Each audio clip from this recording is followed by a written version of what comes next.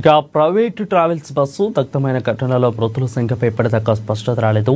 ఇప్పటివరకైతే దాదాపు 22 మంది మరణించారని అధికారులు అంటున్నారు. ఇప్పటిదాకా 19 మంది మృతదేహాలను వెలికితీశామని, మరికొంతమందిని గుర్తించాల్సి ఉందని కలెక్టర్ సిరి చెబుతున్నారు.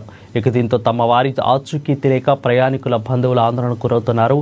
ప్రమాదంలో బస్సు పూర్తిగా ఖాళీ బూడిదైంది.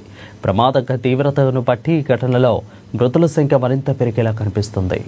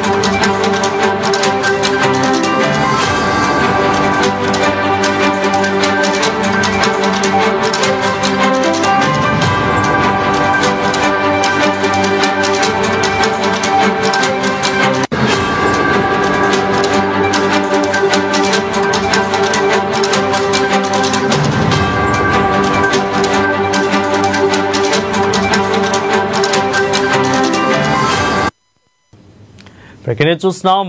కావేరీ ట్రావెల్ మెయిన్ ఆఫీస్ పటాన్చెరులో ఉంది. అయితే కుకట్పల్లిలో మరో కార్యాలయం ఉంది. ప్రమాదానికి గురైన వోల్వో బస్సు రాత్రి 9 గంటల 30 నిమిషాలకు పటాన్చెరు నుంచి ప్రారంభమైంది. బీరంగూడ, గండి మైసమ్మ, పాచుపల్లి ఎక్స్ రోడ్డు, అదేవిధంగా Suraram, Miyapur, Alvin X road, Vanasthalipuram పాయింట్లలో ప్రయాణికులను ఎక్కించుకుని బెంగళూరు వైపు బయలుదేరింది. అర్ధరాత్రి 3 గంటల 30 నిమిషాల ప్రాంతంలో కర్నూలు జిల్లా కల్లూరు మండలం చిన్నటేకూరు ఉల్లిదండకొండ క్రాస్ వద్దకు చేరుకోగానే ఓ బైక్ను ఢీకొట్టింది. ఇక బైక్ను ఈడ్చుకెళ్లడంతో ఇంజిన్ వద్ద పైప్ పగిలి మంటలు చెలరేగి ఈ ఘోరం సంభవించింది. మంటలో చెలరేగాక ఎమర్జెన్సీ డోర్ తెరుచుకోలేదు.